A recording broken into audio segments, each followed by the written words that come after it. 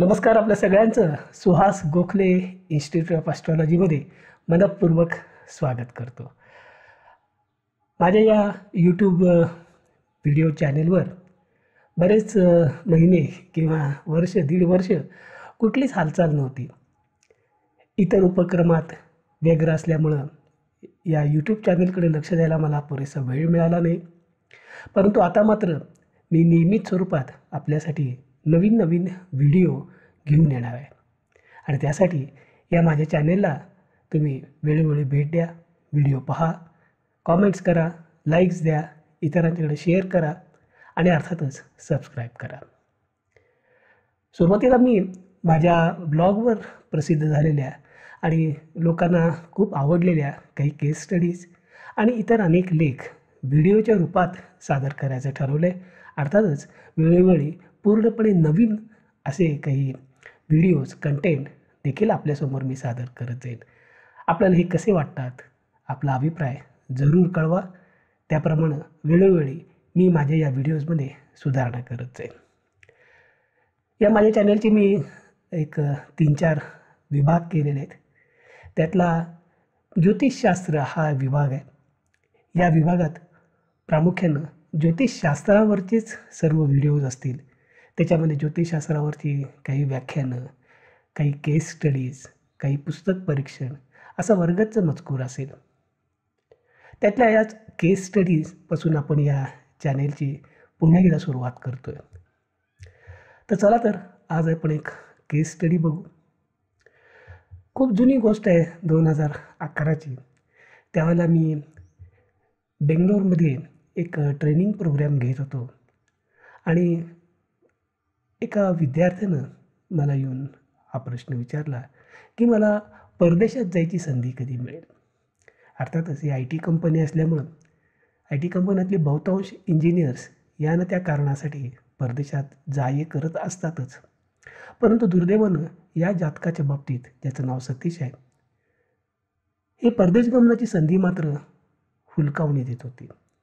Selection व्हायचं, पण ऐन वेळेला कुठंतरी माशी शिंकायची आणि त्याचं परदेशात जाणं रहित व्हायचं. बरोबर ते सगळे यानं त्या निमित्तानं परदेशात जाऊन आले. हा एकटाच असा अभागी म्हणता येईल असा राहिला. त्यामुळे अत्यंत काकुळतीला येऊन त्याने हा प्रश्न विचारला की मला परदेश गमनाची संधी मिळेल का. सामान्यतः अशा प्रकारचे प्रश्न हे प्रश्नकुंडलीच्या माध्यमातून सोडवणं नेहमीच चांगलं. जर जन्म तपशील उपलब्ध असेल तर जन्मकुंडली मांडूनही या प्रश्नाचं उत्तर ओळखता येतं. आणि जिथं जन्म तपशील उपलब्ध असतात, जन्मवेळ खात्रीची असते, अशा वेळेला जन्मकुंडलीच्या सहाय्यानं पण कानोसा घ्या आणि प्रश्नकुंडली मांडून नेमका कालनिर्णय देखील आपल्याला करता येतो. दोन्हीचं मेळ घालणं हे केव्हाही चांगलं. परंतु सतीच्या बाबतीत अशी बाब करता येत नव्हती, कारण त्याची जन्मवेळ नक्की माहीत नव्हती. जन्मदिनांक, जन्मस्थळ याच्याबद्दल कुठलीही शंका नव्हती, पण जन्मवेळेत काहीशी त्याला अनिश्चितता होती. तास दीड तासाचा अंतरामध्ये त्याचा जन्म झाला असं तो म्हणत होता. आता जन्मवेळ शुद्धीकरण करणे किंवा जन्मवेळ नेमकी काय होती हे ठरवणं हे मोठं कौशल्याचं आणि कष्टाचं काम आहे. जन्मकुंडलीचा आधार आपल्याला इथं घेता येणार नव्हता. प्रश्नकुंडली हे एकमेव हत्यार आपल्यासाठी आहे. आणि मग मी नक्षत्र पद्धतीनं, ज्याला काही लोक कृष्णमूर्ती पद्धत असंही म्हणतात, तिथल्या होरारी तंत्रानं हा प्रश्न सोडवायचा ठरवलं. त्यावेळेला म्हणजे साधारण 2011ची ही गोष्ट सांगतोय, आज 2021 चालू आहे. 10 वर्षापूर्वी मी नक्षत्र पद्धतीनं अशा प्रश्नाची उत्तरं देत होतो आणि त्यावेळेला प्रश्नकुंडली मांडताना जातकाकडून एक नंबर मी घेत होतो. आजही बरेच नक्षत्र पद्धतीचे अभ्यासक या पद्धतीनं प्रश्नकुंडली मांडताना आपल्याला दिसतात. पुढं नंतर माझ्या लक्षात आलं की हा नंबर घेऊन प्रश्नकुंडली मांडणं हे तितकंसं बरोबर नाही. त्याची अनेक कारणं आहेत. अर्थातच ती कारणं आत्ता इथं मी सांगत नाही, परंतु साधारण 2016च्या आसपास मी नंबर घेऊन पत्रिका मांडणं हा प्रकार बंद केला आणि जातक ज्या वेळेला प्रश्न विचारतो ती वेळ घेऊन प्रश्नकुंडली मांडायला सुरुवात केली आणि मला जरा जास्त चांगल्या तऱ्हेचं यश मिळालं. परंतु हे 2011 साली घडलेली घटना आहे. त्यावेळेला मी नंबर घेत होतो, त्यामुळं साधारण हा नंबर कशा प्रकारे तयार करायचा वगैरे या सगळ्या सूचना मी सतीशला दिल्या, की नंबर हा उत्स्फूर्तपणे आला पाहिजे, जुळवलेला नसावा. लकी नंबर किंवा गाडीच्या रजिस्ट्रेशनमधले 3 आकडे किंवा पॅन कार्ड किंवा आधार कार्डमधले आकडे वगैरे अशा पद्धतीचे नंबर किंवा लकी नंबर असतात काही जणांचे मानलेले.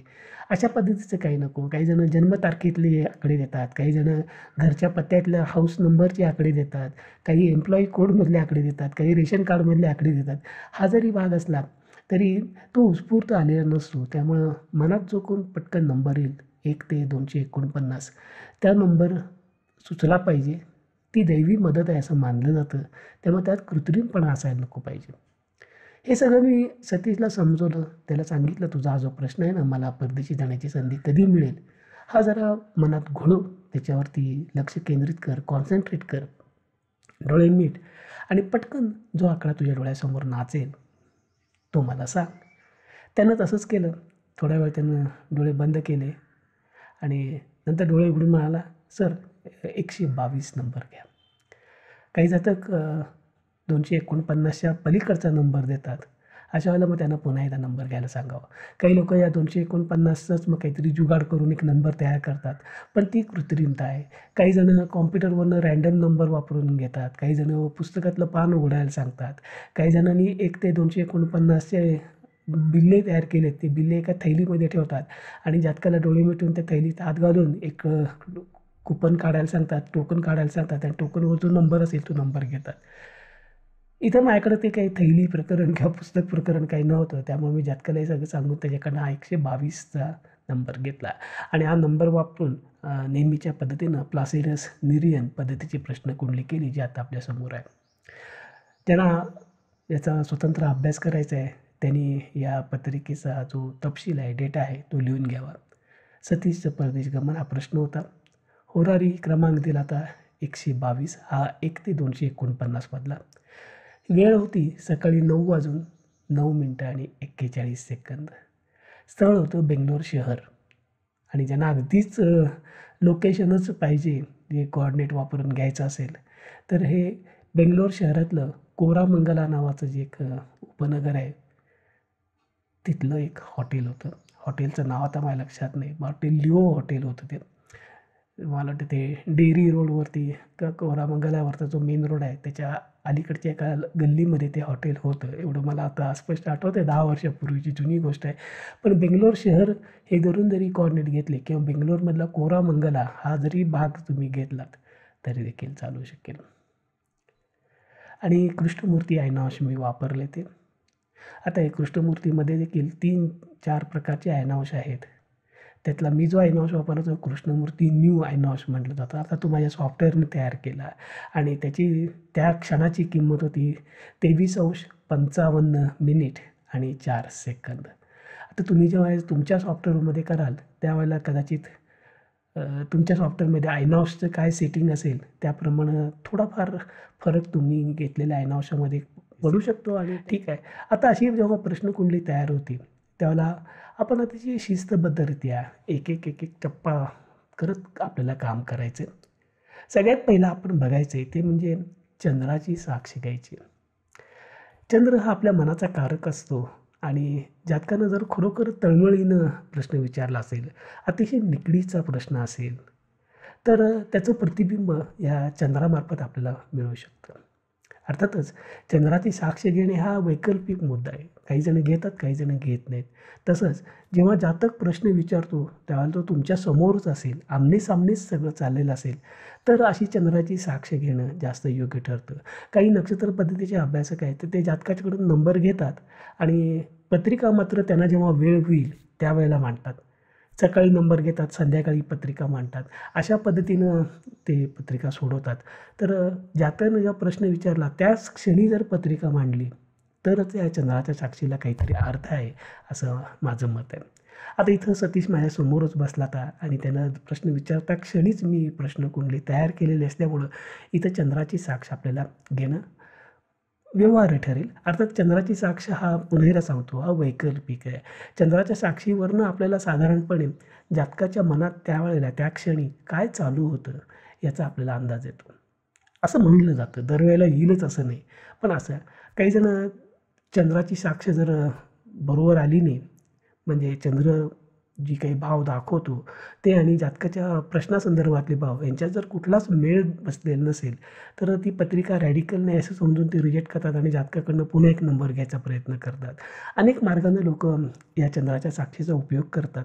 मी फक्त एक चेक म्हणून याचा वापर करतो. मी शक्यतो चंद्राची साक्ष आली नाही म्हणून एखादी पत्रिका रिजेक्ट करून पुन्हा नंबर घेणं वगैरे असा प्रकार शक्यतो करत नाही.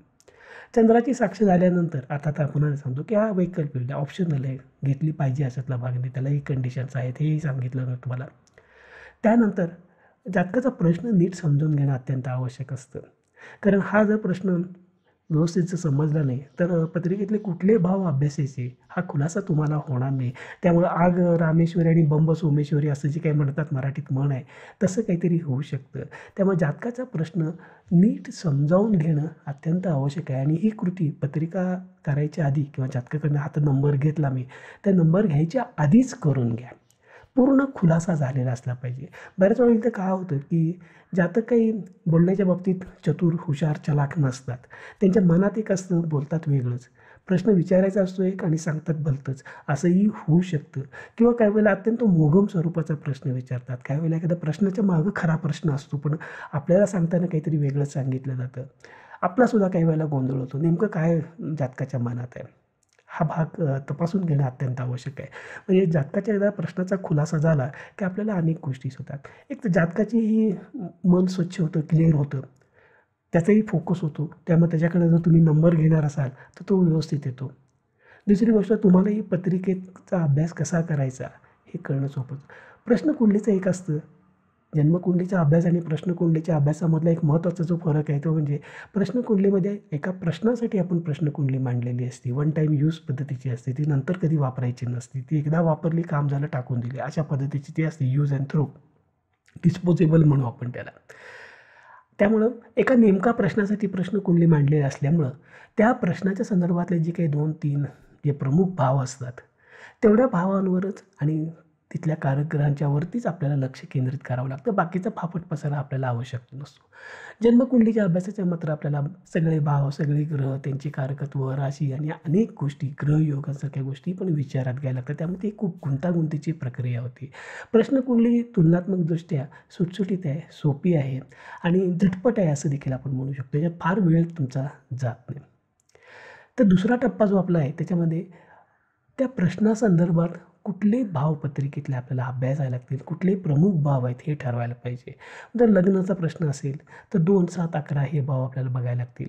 जर संततीचा प्रश्न असेल तर 2, 5, 11 हे 3 भाव आपल्याला प्रामुख्यानं अभ्यासायला लागतील. समजा नोकरीचा प्रश्न असेल, नोकरी मिळायसाठी, तर 2, 6, 10, 11 असे 4 भाव आपल्याला अभ्यासायला लागतील. अशा तऱ्हेनं आपल्याला प्रश्न एकदा नेमका समजला की कुठले भाव आपल्याला तपासायला लागतील. पत्रिकेचे सर्वच्या सर्व 12च्या 12 भाव आपल्याला तपासायचे आहेत असं अजिबात नाही आहे. मोजके 2, 3, 4 काही वेळेला आपल्याला बघावे लागतात.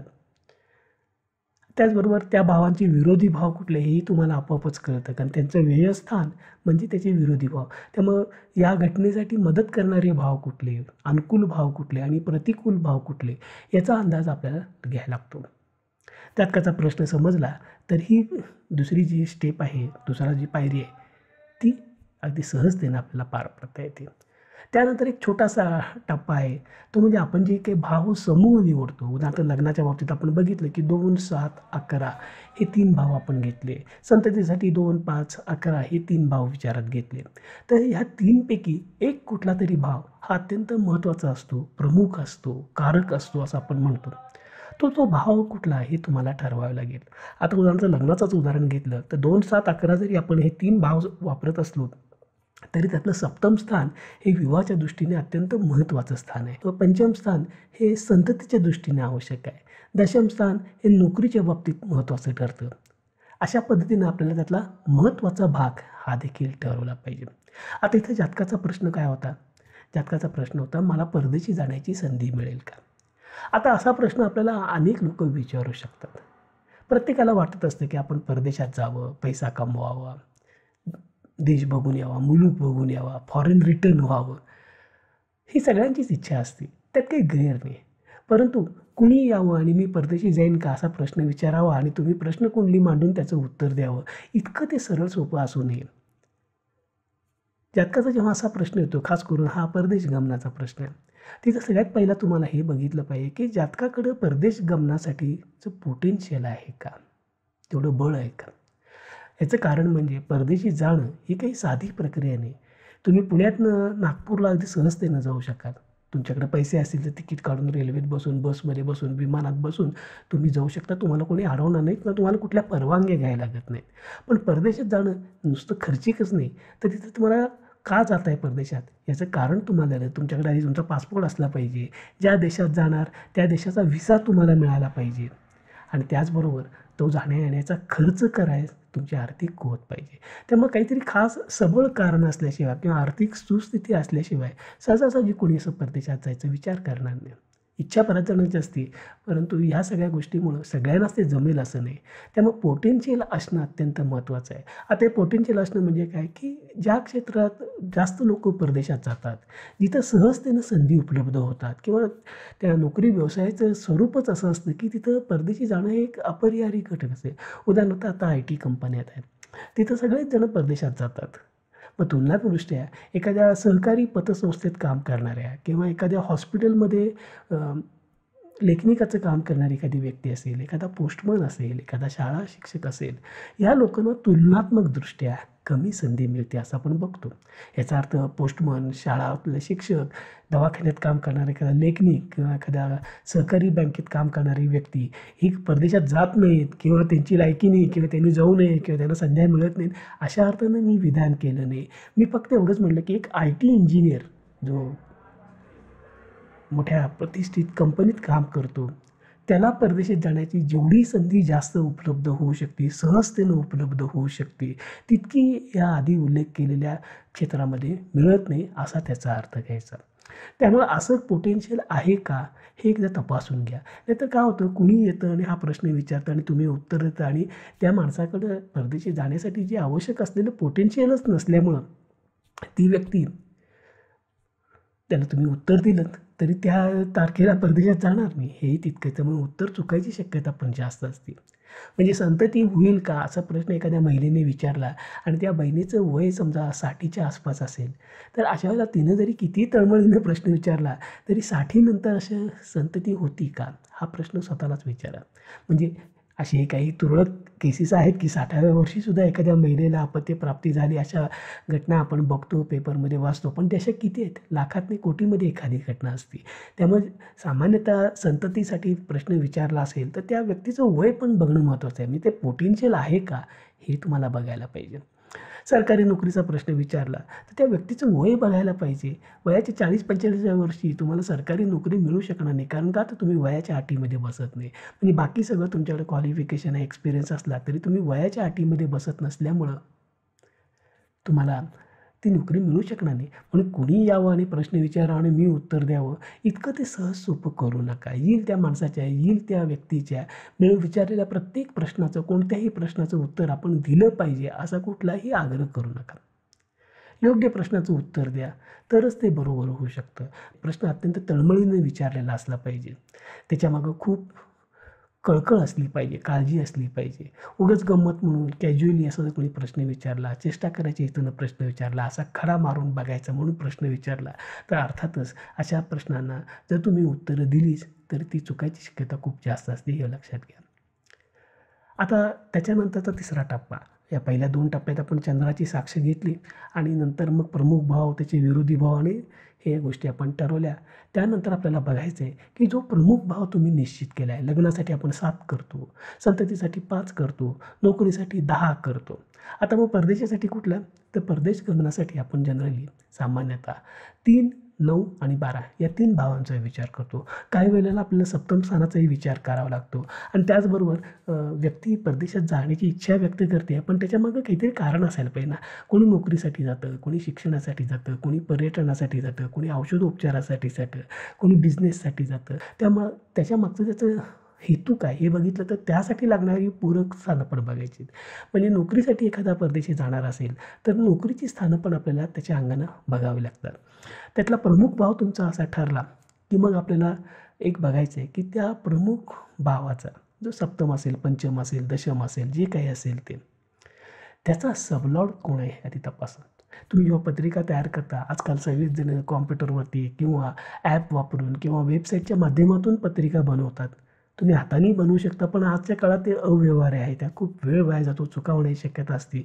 त्यामुळे या गोष्टी आता सहजतेने उपलब्ध असल्यामुळं आता हातानं पत्रिका करणं हे इतकंसं बरोबर आहे असं मला तरी वाटत नाही.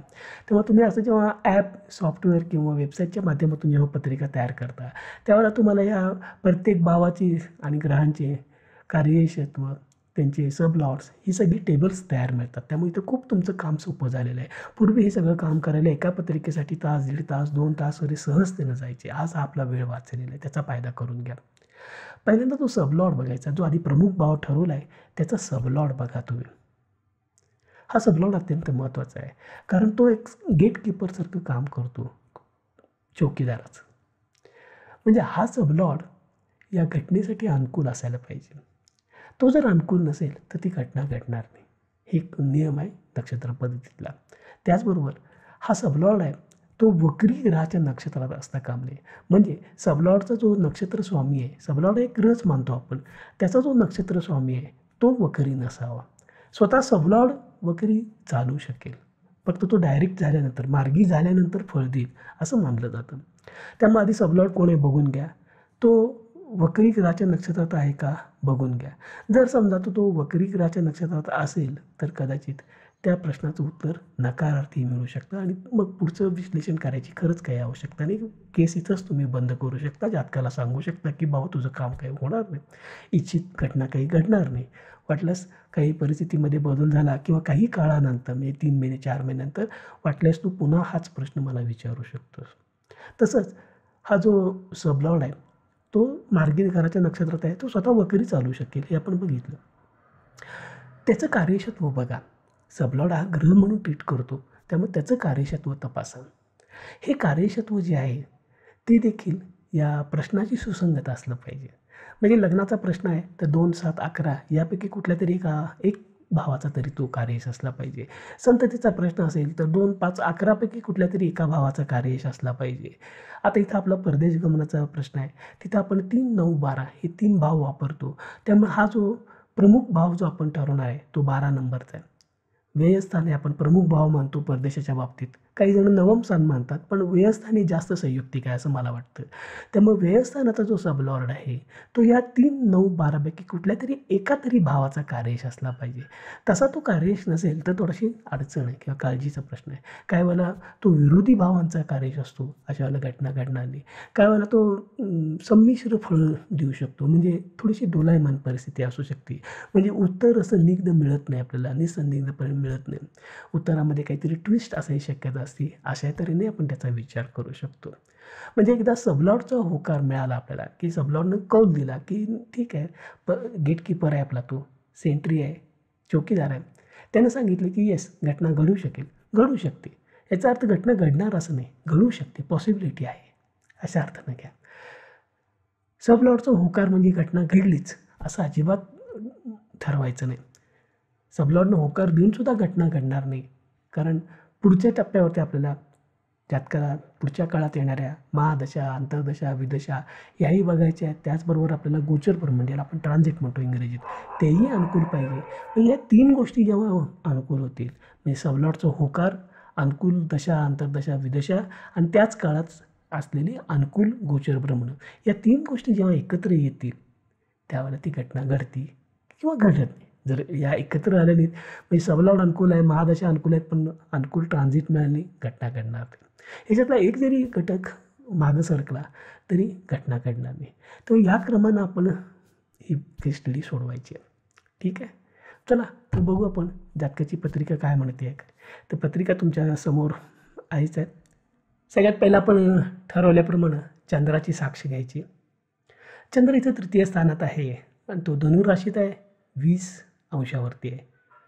तर रास, नक्षत्र, नक्षत्रस्वामी यांचं आपण एक टेबल तयार केलेलं असलं पाहिजे, आपल्याजवळ असलं पाहिजे. ते कुणाकडं नसेल तर त्यांनी माझ्याशी संपर्क साधल्यास त्यांना हे जे समोर स्क्रीनवर जे दिसतंय ते टेबल PDF फाईलमध्ये मी आपल्याला पाठवून द्यायची व्यवस्था करेन. इथं जर बघितलं तर धनुराशी 13 पासून 26 पर्यंत राशीस्वामी गुरु आहेत, नक्षत्रस्वामी शुक्र आहे, पूर्वाषाढा नक्षत्र चालू आहे. त्यामुळे चंद्र हा शुक्राच्या नक्षत्रात आहे, हे आपण बघितलं. आता हे चंद्राचं कार्यक्षेत्र आपण बघू, म्हणजेच हे आपण चंद्राची साक्ष घेऊ. तर चंद्र 3ऱ्या स्थानात आहे हे तर बघितलंच. चंद्र लाभेश आहे, 11व्या स्थानावर कर्क रास असल्यामुळं लाभेश आहे. तो शुक्राच्या नक्षत्रात असल्यामुळं शुक्र व्ययात आहे 12व्या स्थानात, आणि शुक्र धनेश आणि भाग्येश आहे.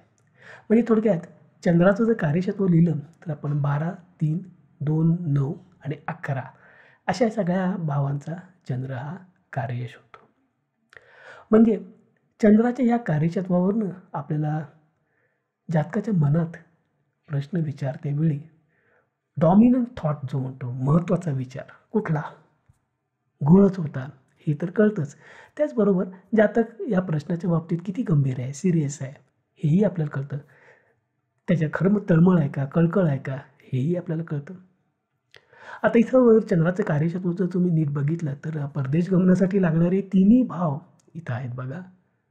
12 आहे, 3 आहे, 9 आहे. त्याचबरोबर नोकरी व्यवसायातल्यासाठी आपण बघितलं 6, 10, 11, त्याच्यातलं 11 नंबरचं म्हणजे इच्छापूर्तीचं स्थान देखील आहे. म्हणजे प्रश्न अगदी योग्य वेळेला विचारला आहे, जातकाच्या मनात तळमळ आहे, त्यामुळं चंद्रानं चांगली साक्ष दिली आहे. म्हणजे याचा अर्थ आपण असं समजू शकतो की लगेच घटना घडणार असं आपण त्याच्यावर शिक्का मारू शकत नाही. चंद्राची साक्षी तशी वरवरच बघायची. साधारण एक जातकाचा प्रश्नाचा रोग कसा होता, उगाच असं गंमत म्हणून विचारला का, कॅज्युअली विचारला का, किंवा जो प्रश्न विचारला तोच खरा त्याला विचारायचा होता का वगैरे, असं कळण्यासाठी आहे. तर इथं अगदी निर्विवाद खुलासा झालेला आहे की जातकाच्या मनात अगदी साफ विचार होते, त्याचा प्रश्न नेमका होता आणि त्या प्रश्नाची तळमळ त्याला होती. त्यामुळं ही पत्रिका म्हणजे ज्योतिषशास्त्राच्या भाषेत बोलायचं झालं तर ती रॅडिकल आहे, म्हणजे ही अनुकूल आहे. ही आपल्याला प्रश्नाचं उत्तर मिळवून द्यायला मदत करेल. इथं या टप्प्यावरती आपण असं काहीही म्हणायचं नाही की जातक पद्धतीचा चंद्राची साक्ष हा काही अल्टिमेट त्याच्यातला हे पुरावा होऊ शकत नाही, एक टेस्टिमोनी होऊ शकते. ठीक आहे. तर चंद्राची साक्ष अशा तऱ्हेने काढून झाल्यानंतर आता आपल्याला बघायचं आहे पुढच्या टप्प्यावरती प्रमुख भावाचा सबलॉर्ड बघायचा. आता इथं प्रमुख भाव कुठला आहे, परदेश गमनाचा प्रश्न आहे. 12 हा आपला प्रमुख भाव राहील. तुम्ही जर या समोरच्या पत्रिकेत 12व्या भावावर जर बघितलं तर 12व्या भावाचा सबलॉर्ड आहे. आता हे टेबल मी दाखवलं नाही तुम्हाला, पण टेबल जर बघितलं तर 12व्या भावाचा सबलॉर्ड आहे बुध. तुम्ही वाटलं तर पत्रिका आणि त्याची टेबल्स करून घेऊ शकता. ते घरचा अभ्यास म्हणून तुम्ही ट्रीट करा. सगळंच मी दाखवत बसलं तर तुम्ही नुसतं बघणार. थोडंसं हातपाय हलवा, पत्रिका तयार करा, टेबल्स तयार करा तुमच्या आवडत्या सॉफ्टवेअरवरती किंवा ॲपवरती, आणि 12व्या स्थानाचा सबलॉर्ड कोण आहे हे तुम्हीच तपासा. तो बुध यायला पाहिजे. तो जर दुसरा भलताच कुठला तरी आला तर कुठेतरी आपल्या पत्रिकेमध्ये आपण ज्या ॲप्लिकेशनमधून पत्रिका केली तिथं काहीतरी गडबड झाली, तुम्ही डेटा व्यवस्थित दिला नाही, जन्मतारीख चुकली, जन्मवेळ चुकली किंवा पत्रिकेची वेळ चुकली असं आपण म्हणू शकतो. ठीक आहे. तर हा बुध येतो. आता इथं समोर दिसतंय की बुध काही वक्री नाही. वक्री असेल तर तांबड्या रंगाने आपण तो लिहितो, त्यामुळे इथं वक्री नाही इथं झालं. हा बुध आहे सिंह राशीत केतूच्या नक्षत्रात. आता आपला नियम आहे, लक्षात आहे का बघा, की हा जो प्रमुख भावाचा सबलॉर्ड आहे तो वक्री ग्रहाच्या नक्षत्रात असला कामा नये. हा सबलॉर्ड स्वतः वक्री असेल तर एक वार चालू शकतं, पण वक्री ग्रहाच्या नक्षत्रात तो असता कामा नये. आणि जर तसा तो असेल तर याचा अर्थ या जातकाचा जो प्रश्न विचारला आहे त्याचं उत्तर नकारार्थी आहे. ती घटना घडणार नाही. मी इथं समजा सतीशनं प्रश्न विचारला आहे मी परदेशी जाईन का, तर त्याचं उत्तर आहे नाही, वक्री असेल तर. पण सुदैवानं इथं तशी परिस्थिती नाही आहे. बुध केतूच्या नक्षत्रात आहे. आता केतू हा छायाग्रह आहे, तो कायमच वक्री असतो, त्यामुळं त्याला मार्गीच समजलं जातं. त्यामुळं आपल्या प्रमुख स्थानाचा सबलॉर्ड जो बुध आहे तो स्वतः मार्गी आहे आणि केतूच्या नक्षत्रात असल्यामुळं तो केतू हा मार्गी समजल्यामुळं मार्गी ग्रहाच्या नक्षत्रात आहे, म्हणजे आपले नियम पार पडला. ठीक आहे. म्हणजे सबलॉर्ड ॲज सच त्याच्या स्थानगतीनुसार ओके आहे. आता इथं पुढचा टप्पा जो आपला आहे तो अत्यंत महत्त्वाचा आहे. तो म्हणजे हा सबलॉर्डनं होकार दिला पाहिजे. काय आधी आपण बघितलं की सबलॉर्ड हा चौकीदारासारखं काम करतो, गेटकीपरसारखं काम करतो. त्यानं जर आत सोडलं तरच बाहेरचा माणूस आपल्या प्रिमायसेसमध्ये येऊ शकतो. चौकीदारांना अटकलं आणि बाहेरच्या बाहेर जर कटवलं तर तो माणूस आतपर्यंत येऊ शकणार नाही. इथं साधारण तसंच होणार आहे. म्हणजे या सबलॉटचा होकार असणं अत्यंत महत्त्वाचं आहे. तर हा सबलॉटचा होकार आहे की नाही बघायसाठी आपल्याला या सबलॉटचं कार्यक्षेत्र तपासायला पाहिजे. आपलं काय सबलॉट आहे बुध. बुधाचं कार्यक्षेत्र बघा, तो कुठल्या तरी 3-9-12. आता आपला परदेशी गमनाचा प्रश्न आहे म्हणून 3-9-12. दुसरा प्रश्न असेल तर त्या प्रश्नासंदर्भातले भाव तिथे यायला पाहिजेत. तर हा जो बुध आपला जो सबलॉर्ड आहे तो 3-9-12 पैकी एकाचा तरी कार्यश असला पाहिजे. काही वेळेला तो विरोधी भावांचाही कार्यश होऊ शकतो. विरोधी भावांचा असेल तरी चालू शकेल, पण एक तरी भाव असा पाहिजे की तो या प्रश्नासंदर्भातला असावा. म्हणजे 3-9-12 पैकी कुठला तरी असावा.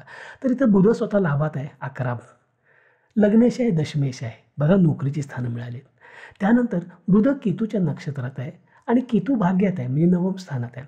म्हणजे बुधाचं सारण ओव्हरऑल कार्यक्षेत्र बघितलं तर 9-11-1-10. म्हणजे जातकाचा प्रश्न आहे परदेशी जाईन का, आणि तो परदेशी जाणार आहे नोकरीसाठी, नोकरीच्या निमित्तानं जाणार आहे परदेशी. त्यामुळं हा सबलॉर्डनं या दोन्ही घटनेसाठी होकार दिला. बघा 11 आहे, 10 आहे, हे नोकरी संदर्भात आहे आणि 9 म्हणजे 9व स्थान हे परदेशी प्रवासासाठी, लांबच्या अंतरावरचे प्रवास, जलपर्यटन म्हणजे आत्ता काळात विमान प्रवास यासाठी ते वापरायचं. आणि बुध त्याचा एक ग्रेडचा कार्यश असल्यामुळं सबलॉटने खणखणीत होकार दिलेला आहे. म्हणजे होकार दिला याचा अर्थ सबलॉट अनुकूल आहे. गेटकीपरनं त्या माणसाला हात सोडलं, पण आज त्या माणसाचं काम होईल का हे इतर अनेक गोष्टींवर अवलंबून असतं. पण ॲटलिस्ट गेटकीपरनं तुमचं आयडेंटिटी कार्ड बघितलं, तुम्ही योग्य आहात का, आगंतुक नाही ना, चोर नाही ना, अतिरेकी नाही ना, हे बघून तुम्हाला चौकशी करून एंट्री करून आत जावं म्हटलं ऑफिसमध्ये. आत रिसेप्शनिस्टला जाऊन भेटा असं आपल्याला म्हणतं. आपण आत जातो. तसं या 12वा स्थानाचा सबलॉट आहे तो इथं चौकीदाराचं काम करतो आणि त्यानं आपलं काम चोख केले. तो म्हणाला की ठीक आहे, परदेश गमनासाठी लागणारं 9व स्थान आहे, नोकरीसाठी जातोय, नोकरीच्या निमित्तानं जातोय, 11 आणि 10 आहेत म्हणजे ओके जावात. पण ह्याचा अर्थ घटना घडेल का, अर्थ अजिबात नाही. सबलॉटचा होकार असणं हा एक महत्त्वाचा टप्पा आहे, एक कंडिशन आहे, ती पूर्ण केली. पण अजूनही काही कंडिशन आपल्याला पूर्ण झाल्याशिवाय याबद्दलचा साधक बाधक योग्य तो निर्णय आपल्याला घेता येणार नाही. म्हणजे जातक परदेशी जाईल का याचं उत्तर ह्या टप्प्यावरती आपल्याला देता येणार नाही. या टप्प्यावर आपल्याला म्हणता येईल की आपण थोडी प्रगती केली, चंद्राची साक्ष आपल्याला चांगली मिळाली, 12व्या स्थानाचा सबलॉर्ड आहे तो आपल्याला अनुकूल दिसला. पण अजून आपल्याला बऱ्याच गोष्टी बघायच्या आहेत. दिल्ली अभी बहुत दूर आहे असं म्हणतात. तर आता पुढच्या टप्प्यावर काय करायचं की दशा, अंतर्दशा, विदशा ही जी आपण विषोत्तरी दशेची साखळी तयार करतो ती साखळी अनुकूल पाहिजे. म्हणजे महादशा अनुकूल पाहिजे, अंतर्दशा अनुकूल पाहिजे, विदशा, सूक्ष्मदशा, प्राणदशा, ज्या ज्या लेवलपर्यंत तुम्ही खाली जाणार आहात त्या लेवलवरचे सगळे स्वामी आहेत, ग्रह आहेत, ते पण अनुकूल पाहिजेत. हे सगळे अनुकूल असतील तरी ही घटना घडणार आहे.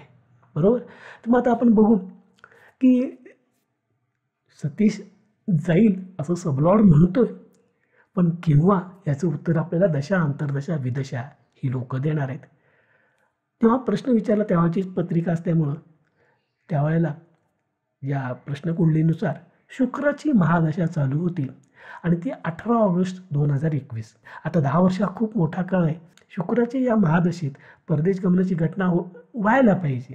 मग तशी होणार आहे का? शुक्र महादशा या परदेश गमनासाठी अनुकूल आहे का हे आता बघू. म्हणजे बघायचं म्हणजे काय, 2 गोष्टी बघायच्या. एक, शुक्राचं कार्यक्षेत्र तपासायचं आणि शुक्र हा महादशा स्वामी असल्यामुळं त्याचा सब देखील अनुकूल पाहिजे. जसं आपल्याला 12व्या स्थानाचा सब अनुकूल आहे का आपण तपासलं, तसं महादशा स्वामी स्वतः अनुकूल पाहिजे आणि त्याचा सबही अनुकूल पाहिजे. या दोन्ही गोष्टी बघायला लागतील. तर त्याचं बघता लक्षात आलं की शुक्राचं कार्यक्षेत्र जर तुम्ही बघितलं तर शुक्र स्वतः व्ययस्थानात आहे, भाग्येश आहे आणि धनेश आहे. म्हणजे 12, 2, 9 ही स्थानं आहेत आणि शुक्र स्वतःच्याच नक्षत्रात आहे. म्हणजे त्याला पोझिशनल स्टॅटस मिळालं, खूप बळकट आणि स्ट्रॉंग ग्रह झाला तो. त्यामुळं परदेश गमनासाठी लागणारे 12 आणि 9 आहेत. नोकरीसाठी आपण 2, 6, 10, 11 बघतो. त्यातलं 2 नंबरचं स्थान मिळालं पैशाचं आहे. अर्थातच जातक परदेशात जातोय, नोकरीसाठी जातोय, डॉलर कमवायला जातोय, त्यामुळे पैशाचं स्थान तिथं असणं हे संयुक्तिक आहे. म्हणजे एक चार्ट रॅडिकल असल्याचीच एक मोठी खूण आहे. म्हणजे शुक्रानं खूप मोठ्या आशा निर्माण केल्यात आपल्यासमोर. बघा 12 आणि 9 आहेत, 2 आहे. त्यामुळे ही महादशा शुक्राची जातकाला परदेशात घेऊन जाऊ शकेल असं आपण म्हणू शकतो. आता शुक्र महादशा स्वामी असल्यामुळे त्याचा सबही बघायला लागतो. तर शुक्राचा सब आहे केतू. आणि मगाशीच आपण बघितलं की केतू हा 9व स्थानात आहे. म्हणजे परदेश गमनासाठी लागणारं आणखीन एक स्थान तो देतो आहे. परदेश, लांबचा प्रवास, विमान प्रवास, जलपर्यटन या अर्थानं ते घ्यायचं आहे. म्हणजे शुक्र अनुकूल आहे, महादशा स्वामी अनुकूल आहे आणि त्याचा सप केतू हा देखील अनुकूल आहे. म्हणजे महादशा ओके आहे. म्हणजे घटना घडू शकेल असं आपण म्हणू शकतो. आता आपण बऱ्यापैकी कॉन्फिडंट लेव्हलवर आलो. परंतु एक लक्षात घ्या, की शुक्राची ही जी दशा आहे, आपण बघितलं की 2021 पर्यंत चालणार आहे. प्रश्न विचारला 2011 मध्ये. म्हणजे आपण सतीशला असं सांगायचं काय, पुढच्या 10 वर्षात तू जाशील केव्हा तरी परदेशी. तो हसेल, चेष्टा होईल आपली. 10 वर्ष हा खूप मोठा कालावधी आहे. हे काही बाकीत नाही झालं. हे काय अंदाज आहे, अंदाजाने कडा टाकल्यासारखं बोललात तुम्ही 10 वर्षात केव्हा तरी जाशील. याला काही अर्थ नाही, असं सांगण्यालाही काही अर्थ नाही. म्हणजे आता तर फक्त महादशा अनुकूल आहे, ह्याच्यावर आपल्याला थांबून चालणार नाही. तर आणखीन आपल्याला थोडंसं हा जो 10 वर्षाचा कालावधी आहे, यातल्या नेमक्या कुठल्या वर्षी किंवा कुठल्या महिन्यात किंवा कुठल्या आठवड्यात, अगदी शक्य झालं तर कुठल्या दिवशी इथपर्यंत आपल्याला जाता आलं तर चांगलं. जातकालाही त्याचा उपयोग होईल आणि त्या कारणासाठी जातकाने आपल्याला हा प्रश्न विचारला आहे. त्यामुळे आपण ह्या शुक्राच्या महादशेमधल्या अंतर्दशा तपासू. त्यातली कुठली अंतर्दशा ही फलदायी ठरेल याचा कानोसा घेऊ. तर प्रश्नावेळी ही शुक्राची महादशा चालू होती, त्यात राहूची अंतर्दशा चालू होती आणि ती 19 ऑक्टोबर 2011 पर्यंत, म्हणजे जवळच आहे. सप्टेंबरमध्ये प्रश्न विचारला आहे आणि ऑक्टोबरमध्ये ही महादशा संपणार आहे. म्हणजे प्रश्न विचारतानाच राहू अंतर्दशा चालू होती. मग आता ही राहू एक आता काय महिना दीड महिना आपल्याकडे 19 ऑक्टोबर आहे, म्हणजे ऑक्टोबरचे 19 दिवस आणि सप्टेंबरचे जवळजवळ महिना, दीड महिना आहे. दीड महिन्यात होऊ शकतो, हू नोस. ह्या अशा परदेशी जाण्याच्या गोष्टी झटपट होऊ शकतात. आय टीमध्ये तर नक्कीच होतात. त्यासाठी काही 6-6 महिन्याचं प्लॅनिंग लागत नाही. पुढच्या आठवड्यात तुम्हाला जायचं आहे असं सांगतात आणि झटपट तिकीटं काढून व्हिसा घेऊन लोकं जातात देखील. त्यामुळं इतकी कमी कालावधीची अगदी नजीकच्या काळात संपणार आहे असं असतं तरी आपल्याला राहू अंतर्दशेचा विचार करायला पाहिजे. आता विचार जसा महादशेच्या बाबतीत केला तसाच करायचा. अंतर्दशा स्वामी राहू आधी अनुकूल आहे का बघायचं आणि मग त्याचा सब अनुकूल आहे का बघायचं. तर राहू बघा स्वतः 3ऱ्या स्थानात आहे. परदेश गमनासाठी लागणारं एक स्थान त्यानं दिलं. पण बुधाच्या नक्षत्रात आहे, बुध लाभात आहे, दशमेश आहे आणि लग्नेश आहे आणि स्वतःच्या सबमध्ये. म्हणजे तशा अर्थानं राहू जर बघितला तर 11-3-1-10चा कार्येश होतो. म्हणजे वरवर जरी पहिलं लक्षात द्यायचं, जरी तो 3चा कार्येश असला तरी तेवढा बळकट नाही आहे. नोकरीसाठी छान आहे बघा, 11 आहे, 10 आहे, नोकरीसाठी तो छान आहे. याचा अर्थ काय होतो की राहूची एक दशा ही अंतर्दशा आपल्याला फारशी फलदायी ठरणार नाही. एकतर राहू स्वतः अनुकूल नाही आहे. अवघ्या दीड महिन्यात राहूची अंतर्दशा संपणार आहे. कदाचित एवढ्या फास्ट घटना घडणारही नसेल.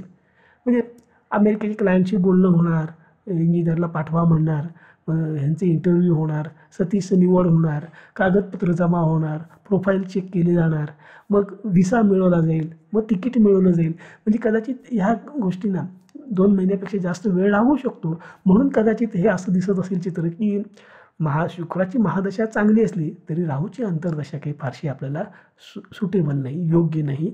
फार कमी कालावधी आहे. कदाचित त्या काळात ही घटना घडणार नाही आणि राहूचा कौलही तसाच सांगतोय.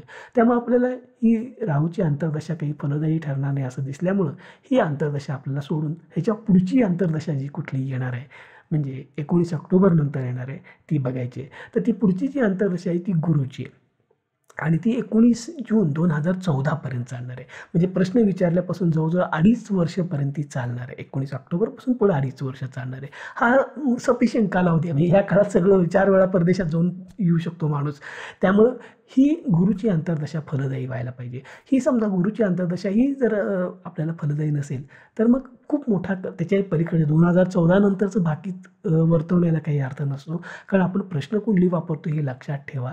मी नेहमी तुम्हाला सांगत आलेलो आहे की प्रश्नकुंडली जी असते त्याच्यावरून आपण जेव्हा प्रश्न सोडवतो तेव्हा त्याचा टाईम स्पॅन जो असतो ना तो जास्तीत जास्त 6 महिने ते वर्षभर याच्या पलीकडे नेता कामा नये. प्रश्नकुंडलीवरनं पुढच्या 5 वर्षाचं भाकीत कधी करू नये, ते चुकीची ठरायची शक्यता असते. प्रश्नकुंडलीचा आवाका हा तात्कालीन प्रश्न, नजीकच्या काळात घडणाऱ्या घटनांच्या बद्दलचा प्रश्न असल्यामुळं 3 महिने 6 महिने अगदी डोक्यावरनं पाणी 1 वर्ष इतपतच त्याचा आपल्याला वेध घ्यायचा आहे. त्याच्या पलीकडे शक्यतो जायचं नाही हे लक्षात ठेवा. त्यामुळं गुरुची एक अंतर्दशा आपण तपासू आणि ही अंतर्दशा ओके असेल, चांगली असेल तर घटना घडेल का नाही याच्या पुढच्या टप्प्यावरचं मी गोचर भ्रमण बघू. जर समजा गुरुची अंतर्दशा आपल्याला सोयीची वाटली नाही तर याचा अर्थ कुठेतरी 2014 नंतर एक शक्यता असेलही नसेलही, आपल्याला काहीच बोलता येत नाही आत्ता. तेव्हा सतीशला आपण सांगू शकतो की बाबा नाही, नजीकच्या काळात काही तुझा योग नाही आहे, पुन्हा केव्हा तरी प्रश्न विचार असं म्हणून आपण सतीशला पाठवून देऊ शकतो. तर आता बघू ही गुरुची अंतर्दशा काय म्हणते ते. गुरु स्वतः बघितलं तर तो सप्तमात आहे. हे सप्तम स्थान देखील परदेशासाठी बऱ्याच वेळेला उपयोगी पडतं बरं का, लक्षात ठेवा. आपल्या दक्षिण परदेशच्या ज्या लिटरेचरमधनं ग्रंथातनं सप्तम स्थान विवाहासाठी जरी दिलेलं तरी बऱ्याच वेळेला अनुभव असा आहे की सप्तम स्थान देखील कारणीभूत ठरतं परदेश गमनात. आणि ते इथं आलेलं आहे बघा. तो सुखेश आहे, म्हणजे चतुर्थ असते. सप्तमेश आहे परत, जो स्वतः सप्तमात आहे, सप्तमेश पण आहे. आणि गुरु हा शुक्राच्या नक्षत्रात आहे बा. त्यामुळं शुक्रचं दणकेबाज तुम्ही बघितलं 12-9 त्याच्याकडे भरपूर आहे. त्यामुळं गुरुचा सप देखील चंद्र आहे, तो देखील चांगलाच अनुकूल आहे. म्हणजे सगळ्याचा विचार केला तर गुरु बघा 12-7-2-9 4-7 हे जर विचार केला तर गुरुची अंतर्दशा ही परदेश गमनासाठी निश्चितच लाभदायक ठरणार आहे. इथं चतुर्थ स्थान आहे, पण म्हणजे ते घरी बसवणारं स्थान असं आपण म्हणलं, पण ते चौथ्या टप्प्यावर आहे. दर्जाचा कार्य शोधतो. त्यामुळे त्याची काही आपल्याला फारशी फिकीर करायची नाही, त्याचं काही दखल घ्यायची काही आवश्यकता नाही. म्हणजे गुरुची अंतर्दशा ही सतीशला परदेश गमनासाठी अनुकूल आहे. म्हणजे महादशा शुक्र अनुकूल आहे आणि अंतर्दशा गुरु त्याचा स्वामी हा अनुकूल आहे. म्हणजे आता आपण नॅरो डाऊन केलं बघा, ऑक्टोबरपासून ते 19 जून 2014 म्हणजे ह्या 2-2.5 वर्षाच्या कालावधीत सतीशला परदेशी जाण्याची संधी मिळेल असं आता आपल्याला बऱ्यापैकी वाटायला लागले. आधी चंद्राची साक्ष घेतली, सबलॉटची साक्ष घेतली, त्याच्यावरून आपल्याला काही इतका ठोस अंदाज आला नव्हता. अंतर्दशापर्यंत जेव्हा आपण येतो म्हणजे महादशा 10 वर्षाची होती, फारच स्थूल मानून झालं. अंतर्दशेच्या साहाय्यानं आपण हे नॅरो डाऊन केलं, बरंच लहान केलं. आता 2-2.5 वर्षावरती आलो. आता काहीतरी रिस्पेक्टेबल ज्याला म्हणून अशी पोझिशन झाली. पण अजूनही आपल्याला थोडंसं हा पिरियड नॅरो डाऊन करायला पाहिजे. कारण 2.5 वर्षात घटना घडेल हे सांगणं देखील काही फार चांगलं म्हणता येणार नाही. म्हणजे कारण 2.5 वर्षात तसा या परदेश गमन किंवा अशा घटनांसाठी बराच मोठा कालावधी होऊ शकतो. त्यामुळे अशा पद्धतीचं बाकीत सांगितलं तर ते स्वीकारलं जाणार नाही, त्याची लोकांना त्याची किंमत किंवा व्हॅल्यू कळणार नाही. मोघम उत्तर दिलं असं लोक म्हणू शकतात. त्यामुळे ह्या गुरुच्या अंतर्दशेत घटना घडेल का ह्याचा आपण तपास घेऊ. म्हणजे आपल्याला त्याच्यातल्या विदशा तपासायच्या आणि विदशांचा कालावधी साधारण काही महिन्यांचा काही आठवड्यांचा वगैरे असू शकतो. त्यामुळे आपल्याला जो अपेक्षित कालावधी छोटासा पाहिजे होता की या 2 महिन्यांचा असेल, या 3 महिन्यांचा असेल, असे जातकाला सांगितलेलं आपल्याला बरं वाटेल, जातकालाही बरं वाटेल. तर त्या दृष्टीने आपल्याला विदशा तपासणं अत्यंत आवश्यक आहे. तर आता ह्या आपण विदशा तपासायला घेऊया. आता या गुरुच्या अंतर्दशेमध्ये सगळ्या ग्रहांच्या विदशा येणार आहेत. गुरुची अंतर्दशा असल्यामुळं सगळ्यात पहिली विदशा कोणाची येणार, अर्थातच गुरुची येणार. हा आपल्या विश्वोत्तरी दशेचा नियम आहे. तर त्यातली ही पहिली जी गुरुची विदशा येणार आहे ती आता 26 फेब्रुवारी 2012 म्हणजे जातकानं प्रश्न विचारला सप्टेंबर 2011 आणि 26 बरोबर एक साधारण 4-5 महिन्याचा 3-4 महिन्याचा आपल्याला कालावधी मिळाला. हा पुरेसा आहे, म्हणजे बाकी त्यासाठी पुरेसा आहे. मग ही गुरुची विदशा लाभदायक ठरेल का. आता एक नक्षत्र पद्धतीचा एक अनुभवसिद्ध नियम म्हणू आपण त्याला, की ज्या ग्रहाची महादशा त्याच ग्रहाची अंतर्दशा नेहमीच फलदायी ठरते. ज्या ग्रहाची अंतर्दशा त्याच ग्रहाची विदशा ही नेहमीच फलदायी ठरते असा अनुभव आहे. आता हा नियम काही गणितानं किंवा ह्यानं केलेला नाही आहे, तर्कानं केलेलं नाही, जसे शास्त्रातले इतर नियम आहेत तसा सिद्ध झालेला नाही आहे. पण हा अनुभव पडताळीतनं आलेला नियम आहे असं आपण म्हणू शकतो. बऱ्याच वेळेला त्याचा अनुभव येतो. पण केवळ असा अनुभव आला सगळ्यांनाच तो येईल का, प्रत्येक पत्रिकेच्या बाबतीत येईल का, तर याचं उत्तर अर्थातच नाही असं असेल. त्यामुळं केवळ गुरुची विदशा आहे म्हणून, गुरुची अंतर्दशा आहे म्हणून लगेच गुरुची विदशा घेऊन मोकळं व्हायचं असं झटपट मामला पण करायचा नाही. गुरुची विदशा फलदायी ठरू शकेल, अनुभव सांगतो आपल्याला, पण ती तशी आहे का ते बघू. गुरुचं कार्यक्षेत्र आपण सगळं बघितलेलंच आहे. त्यामुळं आपल्याला गुरुच्या विदशेमधल्या काही पुढच्या सूक्ष्म लेवल ज्याला म्हणतो म्हणजे सूक्ष्मदशा तर त्या बघायच्या. समजा त्या जर चांगल्या मिळाल्या नाहीत किंवा त्यावेळेला ट्रान्झिट ज्याला म्हणतो, गोचर म्हणतो, ते जर अनुकूल लाभलं नाही तर गुरुची विदशा आपल्याला सोडून द्यायला लागेल आणि त्याच्या पुढची शनी आणि बुधाच्या विदशा बघायला लागतील. पण आधी पहिला गुरुची विदशा, गुरु ॲज अ अंतर्दशा स्वामी म्हणून लाभदायक आहेच आहे, ते आपण सगळं बघितलेलंच आहे. त्यामुळे त्याची विदशा आहे, त्याचा आता कार्यक्षेत्र बघायची गरज नाही कारण तोच ग्रह आहे. फक्त आता या गुरुच्या विदशेमध्ये येणाऱ्या ज्या काही 9च्या 9 ग्रहांच्या सूक्ष्म दशा आहेत तिथं काही हालचाल होते का, तिथं आपल्याला काही नॅरो डाऊन करता येतं का, तिथली ट्रान्झिट मॅच होतात का, हे बघायचं. समजा नाही जमलं तर गुरुची अंतर्दशा सोडून विदशा सोडून द्यायची आणि त्याच्या पुढची शनीची विदशा बघायची. अर्थातच तो पिरियड जातो, तो फेब्रुवारी 12 नंतरचा पुढचा पिरियड येतो. पण त्याची आवश्यकता आहे का, आधी ह्याचाच खुलासा करून घेऊ. ठीक आहे. तर गुरुच्या विषयोत्तरीमध्ये सूक्ष्मदशा कुठल्या बघायच्या. तर गुरुच्या विदशेमध्ये सगळ्यात पहिला सूक्ष्मदशा कोणाची येणार, अर्थातच गुरुची येणार. हाही विषयोत्तरीचा नियम आहे. गुरुची अंतर्दशा आणि गुरुची विदशा आपण ठरवली. गुरुची सूक्ष्मदशा पण मगाचाच नियम किंवा काय अनुभव घेऊन वापरता येईल की ज्या ग्रहाची विदशा त्याच ग्रहाची सूक्ष्मदशा फलदायी ठरू शकते. येस, होऊ शकतं असं. पण आता आपण जरासा वेगळा विचार करू की आपला महादशा स्वामी, अंतर्दशा स्वामी जो गुरु आहे, विदशा स्वामी हाही गुरुच आहे, महादशा स्वामी शुक्र आहे. यांचा सगळ्यांचा विचार केला तर आपल्या लक्षात येईल की परदेश गमनासाठी लागणारं 12वं स्थान आणि 9वं स्थान दणकटपणे मिळालेलं आहे. पण समहाऊ तिसरं स्थान जे घरापासून लांब, कुटुंबियांपासून लांब, तुमच्या नॅचरल हॅबिटॅटपासून लांब ह्याचं द्योतक असलेलं तिसरं स्थान आहे, ते दणकेबाजपणे मिळालेलं नाही आहे. साखळी थोडीशी कमकुवत झाली आहे. साखळीतले सर्व ग्रह म्हणजे महादशा स्वामी, अंतर्दशा स्वामी, विदशा स्वामी, सूक्ष्मदशा, वाटलं तर प्राणदशा, हे सगळे जे स्वामी आहेत हे सगळे मिळून आपल्याला हे फळ देणार आहेत परदेश गमनाचं. त्यामुळे सर्व या ग्रहांच्या माध्यमातून आपल्याला 12, 9 आणि 3चे बळकट, बलवान, दर्जाचे कार्यक्षेत्र मिळालं पाहिजे.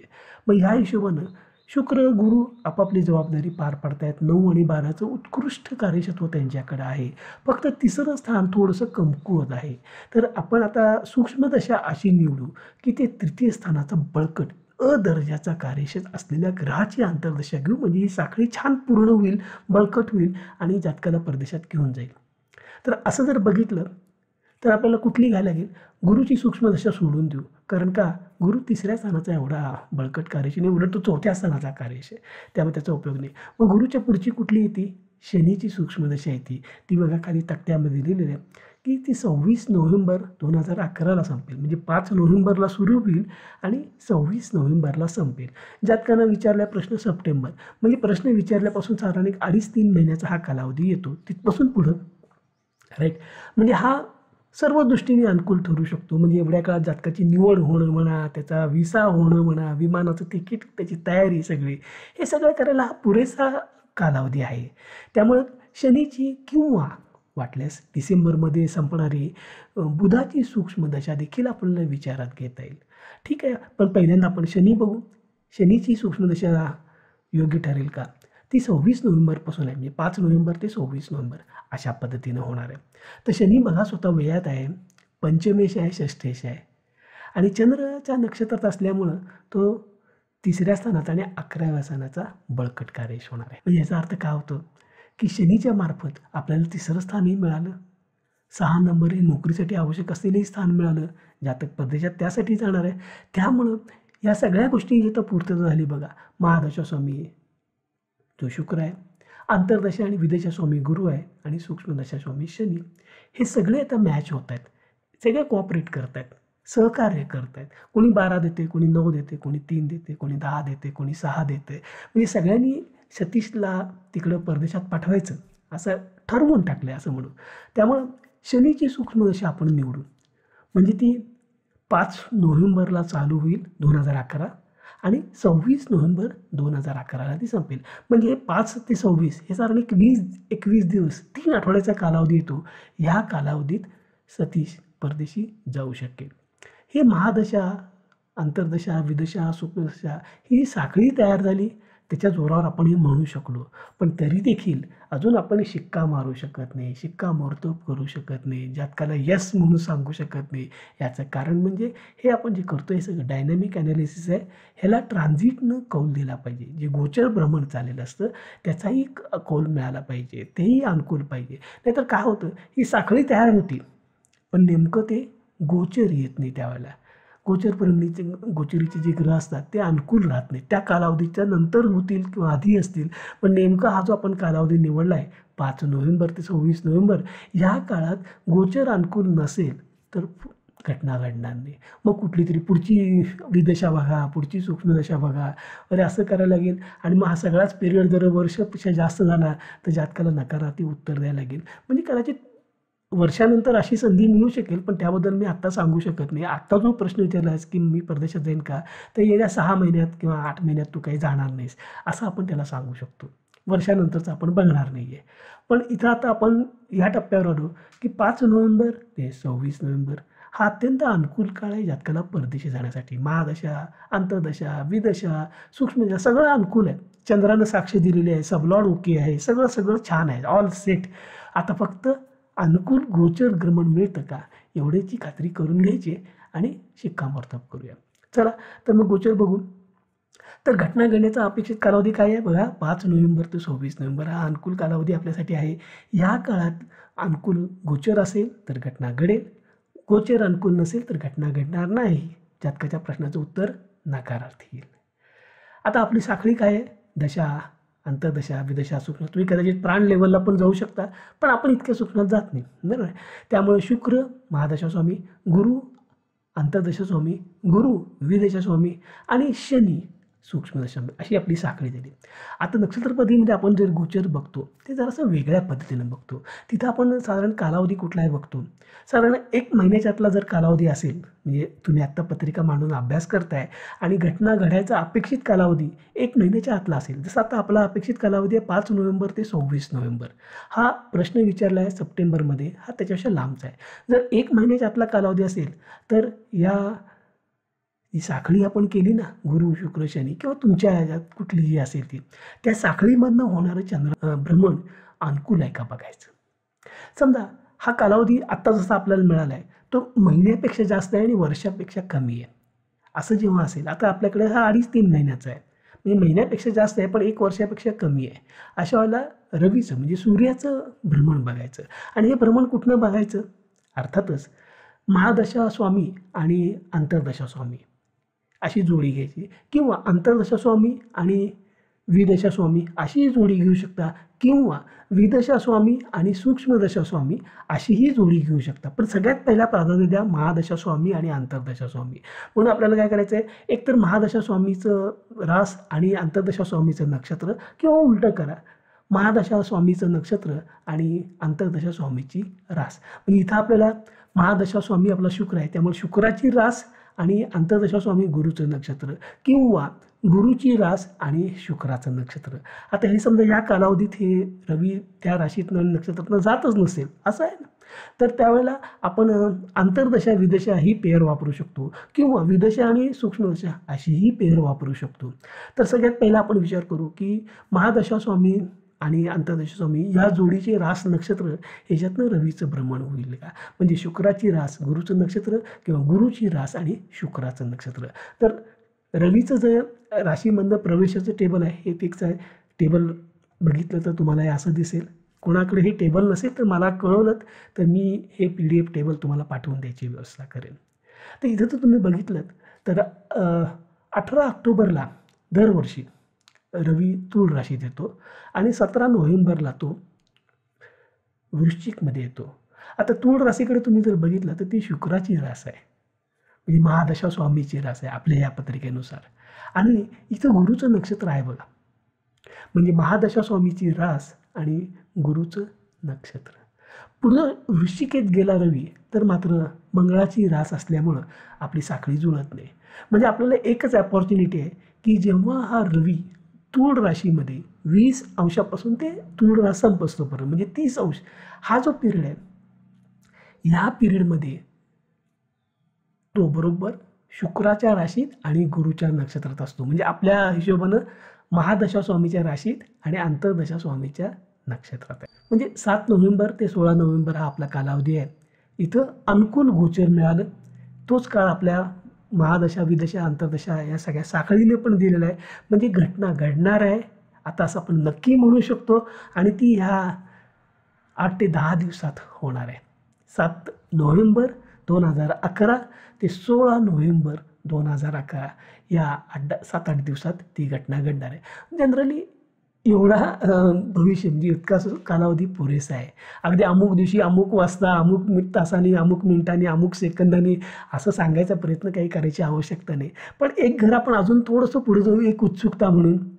तर आपण जर बघितलं तर आपला बघा महादशा स्वामी शुक्र आहे, अंतर्दशा स्वामी आणि विदशा स्वामी गुरु आहे आणि सूक्ष्मदशा स्वामी शनी आहे.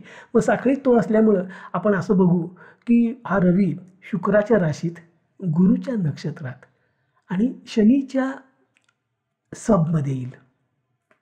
तेव्हा आपली पूर्ण साखळी झाली बघा. महादशा स्वामी पण घेतला आपण, अंतर्दशा स्वामी गुरु पण घेतला, विदशा स्वामी गुरु पण घेतला आणि सूक्ष्मदशा स्वामी शनी पण घेतला. म्हणजे रवीचं भ्रमण बरोबर ह्या चारही ह्याच्यातनं चाललेलं आहे. आणि तो दिवस जर बघितला तर हे टेबल आहे, ह्याच्यात तुम्हाला आता दिसेल की 9 नोव्हेंबरला ही परिस्थिती निर्माण होती आणि ती साधारण 2 दिवस टिकणार आहे. 11 नोव्हेंबर, 9 आणि 10 नोव्हेंबर हेच खरे दिवस. या 2 दिवसात आपल्याला आवश्यक ते सगळं आहे. रवीचं भ्रमण हे महादशा स्वामीच्या राशीतनं आहे, अंतर्दशा आणि विदशा गुरुच्या नक्षत्रातनं आहे आणि सूक्ष्मदशा स्वामीच्या सबमधनं आहे. परफेक्ट हे झालं. ह्याचा अर्थ 9 आणि 10 नोव्हेंबरला जातक परदेशी जाईल. अर्थात हे जरी मी गणित केलेलं असलं तरी जातकाला मी सहसा अमुक दिवशी अमुक वाजता अमुक मिनिटानं अमुक सेकंदानं असं सांगत नाही, तुम्ही सांगू नका. साधारण अशा प्रकारचे प्रश्न आहेत. लग्न कधी होईल, संतती कधी होईल, परदेशात कधी जाईल, नोकरी कधी लागेल, साधारण 1 आठवडा 2 आठवडे 1 महिना इथपर्यंत जरी स्थूल कालावधी सांगितला तरी तो पुरेसा असतो. फार खोलात जायची, फार सूक्ष्म प्रिडिक्शन करायची गरज नाही. काय काय होतं, तुम्ही अगदी छान गणितावरी करून सांगता, थोडं इकडं तिकडं होतं, ऐनांशामध्ये फरक असतो, ह्याच्यात फरक असतो, कोऑर्डिनेट्समध्ये फरक असतो, त्यामुळे थोडंसं पुढं सरकतं आणि तुम्ही सांगितलं की अमुक तारखेला अमुक 12:23 40 सेकंदानं होतं. त्यात थोडा जरी फरक पडला, एक दिवस अलीकडे घटना झाली, एक दिवस पलीकडे घटना झाली, तरी हाच जातक तुमच्याकडे येऊन उभा राहतो आणि म्हणतो तुमचं चुकलं. आता सांगा, तुम्ही एक तारीख दिली, त्याच्या एक दिवस अलीकडे किंवा एक दिवस पलीकडे घटना घडली, तर हायली ॲक्युरेट भविष्य तुम्ही सांगितलेलं आहे. पण जातक तुम्ही सांगितलेलं ती अमुक वाजता 12:41 आणि काय एवढं धरून बसतो आणि तुमचं भविष्य चुकलं म्हणतो. त्यापेक्षा सेफ खेळा तुम्ही. एवढी सूक्ष्म जायची खरंच आवश्यकता नाही. बरोबर आहे ना. किराणा मालाच्या दुकानात आपल्याला सोनाराचा वजन काटा लागत नाही, कारण तिथं आपण ज्या पद्धतीचे पदार्थाची वजनं करतो तिथं काही 1-2 ग्रॅम इकडे तिकडे झालं तर काही फारसा फरक पडत नाही.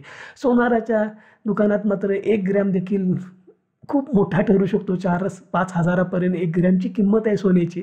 त्यामुळे तिथं अगदी 1 ग्रॅमचाही 10वा भाग, 1 ग्रॅमचाही 100वा भाग मिलीग्रॅममध्ये आपल्याला वजन करावं लागतं. तिथं तशी आवश्यकता असते, इथं तशी आपल्याला आवश्यकता नाही आहे.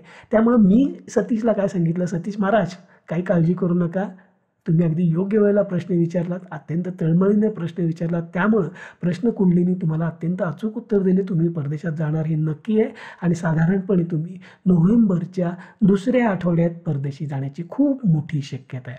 बघा मी जातकाला काय सांगितलं, नोव्हेंबरचा 2रा आठवडा. आता 2रा आठवडा म्हणजेच अर्थातच 7 तारीख ते 16 तारीख हा 15 तारीख नोव्हेंबरचा आठवडा आणि त्याच काळात आपला कालावधी आहे. मी फक्त त्याला 9-10 नोव्हेंबर वगैरे असं काही सांगितलं नाही. ठीक आहे, एवढं पुरेच होतं. सतीश खुश झाला आणि हे सगळं झालं सप्टेंबरमध्ये आणि मग वाट पाहणं आलं आणि झालं तसंच की 5 ऑक्टोबरला माझ्या सतीशचा फोन आला. सर खुश होता खूप की माझं ऑनसाईटचं सिलेक्शन झालं, माझा इंटरव्ह्यू झाला, क्लायंटने टेलिफोनिक इंटरव्ह्यू घेतला आणि सांगितलं की याला पाठवून द्या. व पुढं 22 ऑक्टोबरला एक फोन आला त्याचा. अतिशय उत्साही खुश होता, परदेशी जायला चान्स मिळतो की तिकीट पण कन्फर्म झाली, विसा झाला, तिकीट कन्फर्म झाले आणि 10 नोव्हेंबरला फ्लाईट आहे. बघा आपण 9-10 म्हटलंच होतं, फक्त जातकाला सांगितलं नव्हतं. 10 तारखेचं फ्लाईट आहे आणि 10 तारखेला रात्री उशिरा बेंगलोर एअरपोर्टवरनं त्यांनी मला फोन केला आणि सांगितलं, सर विमानतळावरनं बोलतोय, बोर्डिंगच्या लाईनमध्ये उभा आहे आणि तुमचं भविष्य 100% बरोबर आहे. बऱ्याच वेळेला नक्षत्र पद्धतीच्या सहाय्यानं अशी अगदी रेझर शार्प म्हणतात तशी बाकी तर करता येतात. दरवेळेला असं होईलच नाही. Everyday is not Sunday. त्यामुळे फार मोठ्या अपेक्षा ठेवू नका. प्रत्येक प्रश्नाचं असंच उत्तर इतकं छान येईल का, नाही, अजिबात नाही. पण आपण प्रयत्न व्यवस्थित करायचा, सगळे नियम व्यवस्थित वापरायचे, शास्त्रशुद्ध पत्रिका करायची, जातकाचा प्रश्न नीट समजून घ्यायचा, प्रश्नाचे प्रमुख भाव नीट समजून घ्यायचे, प्रश्नासंदर्भातली सगळी बॅकग्राऊंड इन्फॉर्मेशन जातकाकडून घ्यायची आणि अतिशय आत्मविश्वासानं मनाची चलबिचल न करता सगळे नियम क्रमाक्रमानं जर वापरत गेले, तुमची ही प्रोसिजर जरी बरोबर असली तरी खूप तुम्ही मजल गाठू शकता. बऱ्याच वेळेला एवढं सगळं करून देखील उत्तर चुकतं. हा नशिबाचा दैवाचा भाग म्हणून समजून सोडून द्या, पण प्रयत्न सोडू नका. जर असं उत्तर चुकलं तर पुन्हा हे सगळ्याच्या नोंदी ठेवा. हे जसं आता गणितं केली, काय काय विचारात घेतलं त्या नोंदी ठेवत चला आणि मग उत्तर चुकलं तुमचं तर आपलं कुठं चुकलं याचा शोध घ्या. अशा तऱ्हेनंच तुमचं ज्ञान वाढत जाईल, अनुभव वाढत जाईल आणि मग उत्तर बरोबर याचं प्रमाणही तुमचं वाढत जाईल. ठीक आहे. पुढच्या वेळेला अशीच एखादी इंटरेस्टिंग केस स्टडी घेऊन मी तुमच्यासमोर येतो. या केस स्टडीबद्दल कोणाला काही शंका असतील, काही खुलासा पाहिजे असेल तर जरूर माझ्याशी संपर्क साधा. मी आपल्या प्रश्नांची उत्तरं नक्की द्यायचा प्रयत्न करतो. आणि जाता जाता एक छोटंसं अपील की हे माझं छोटंसं यूट्यूब चॅनल आहे. फार काही त्याच्यावर व्हिडिओ नाही आहेत, पण आता ह्याच्या पुढं मी बरेच व्हिडिओ द्यायचा प्रयत्न करतो आहे. खूप चांगल्या गोष्टी सकस असं काहीतरी द्यायचा प्रयत्न करतो आहे. तेव्हा या चॅनलमध्ये मी ज्योतिषशास्त्रावरची अनेक माहितीपूर्ण व्याख्यानं द्यायची योजना करतो आहे. त्यानंतर आत्ताची केस स्टडी खूप साधी होती, व्हॅनिला आईस्क्रीम होतं, पण मी अशा असंख्य कॉम्प्लिकेटेड ज्याला म्हणेल म्हणून मी मुद्दा म्हटलं आहे की मेंदूचा पार भुगा पाडणाऱ्या केस स्टडीज आहेत. अशा अनेक केस स्टडीज असतील आणि तात्पर्य कथा मी माझ्या ब्लॉगवर पण लिहिल्या आहेत. आणखीनही काही लिहून तयार आहेत, फक्त त्या ब्लॉगवर मी ठेवल्या नाहीत.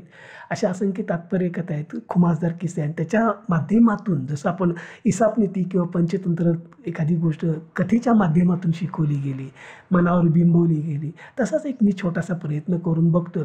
आणि तात्पर्य कथाच्या माध्यमातून ज्योतिषशास्त्रातल्या काही विसंगती म्हणा किंवा भ्रामक समजुती म्हणा, थोतांड म्हणा, बळेजाव म्हणा, कामकांड म्हणा, या सगळ्या गोष्टींवरती थोडी काही टीका असेल म्हणा, जे काय असेल ते ह्या रंजक कथांच्या माध्यमातून मी तुमच्यासमोर मांडायचा प्रयत्न करतो आहे.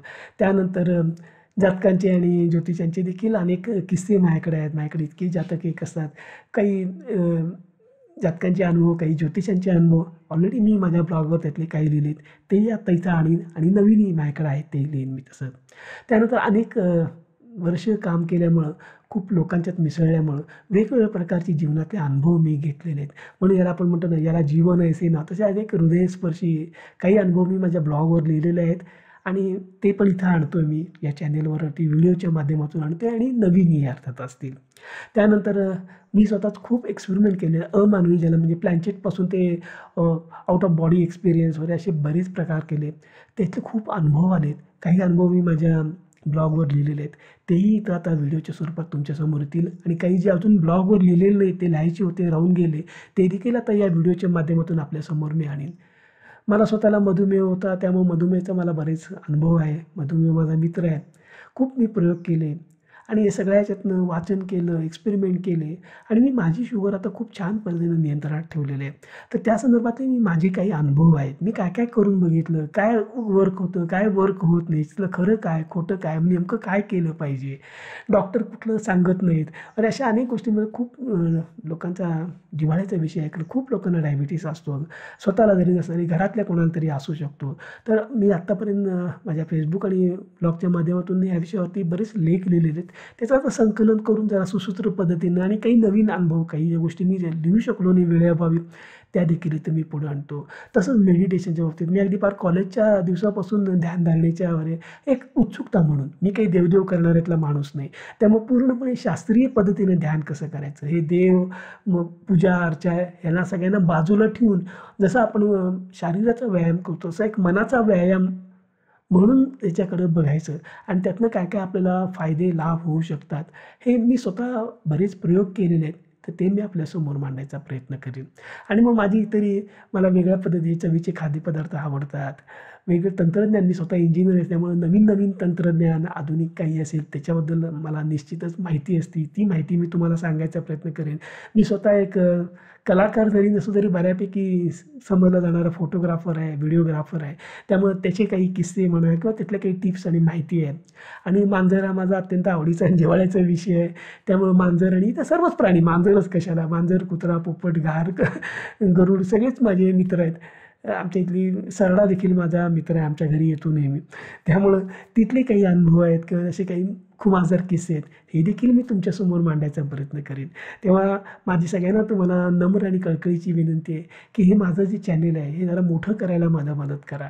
लाईक्स द्या, कॉमेंट्स करा, सबस्क्राईब करा आणि अर्थातच इतरांना या चॅनेलबद्दल सांगा. म्हणजे त्यांनाही या माहितीचा काही थोडाफार उपयोग होणार आहे ते होईल आणि या सगळ्या प्रयत्नातनं हे चॅनेलही मोठं होईल आणि माझाही उत्साह वाढेल, की चॅनेल लिहिलेलं जसं ब्लॉगवर लिहिलेलं कोणी वाचत नाही म्हणून मी लिहायचं बंद केलं. एवढं कष्टानं लिहायचं आणि दिवसातनं 1 किंवा 2 सुद्धा पेज व्ह्यूज मिळत नाहीत, अशी जेव्हा परिस्थिती निर्माण झाली तेव्हा मी ब्लॉगवर लिहायचंच थांबवून टाकलं. तसं या यूट्यूब चॅनेलचं कृपया होऊन देऊ नका. तुमचं सगळ्यांचं सहकार्य, तुमचा सगळ्यांचा पाठिंबा मला त्यासाठी आवश्यक आहे. तर प्लीज, प्लीज, प्लीज तेवढी मला मदत करा. म्हणजे माझा उत्साह वाढेल आणि आणखीनही जास्त चांगलं, सकस, दर्जेदार आपल्यासमोर ठेवायचा मी प्रयत्न करीन. तसंच आपल्याला काही एखाद्या ह्या आता जे मांडले ते विषय किंवा त्याच्या पलीकडे जाऊन काही तुम्हाला हवं असेल, इच्छा असेल, की मी ते सांगावं, जरूर मला कळवा. विषय सुचवा मला, टॉपिक्स सुचवा मला. अर्थात ते माझ्या अभ्यासातले असतील, माझ्या अनुभवातले असतील तर मी सांगू शकेन. हेही तितकंच खरं आहे. पण ॲटलीस्ट सुचवा. कारण इतकं जग हिंडलेलं 10-12 देश हिंडून आलेला माणूस आहे मी. खूप जग बघितलं आहे. त्यामुळे एखादा विषय कदाचित माझ्या डोक्यात दिसायला नाही, पण तुम्ही जर सुचवला तर त्याच्यावरती मी निश्चित काहीतरी वाचलेलं असेल, काही अनुभव घेतले असतील, तर एक छान व्हिडिओ त्याचा होऊ शकतो. तेव्हा अशा काही तुमच्या सजेशन्स असतील तर जरूर मला कळवा. मला त्याची गरज आहे. तर आज इथंच थांबतो. पुढच्या व्हिडिओच्या निमित्तानं आपण पुन्हा भेटू. पुन्हा एकदा सगळ्यांना मनःपूर्वक धन्यवाद आणि शुभेच्छा.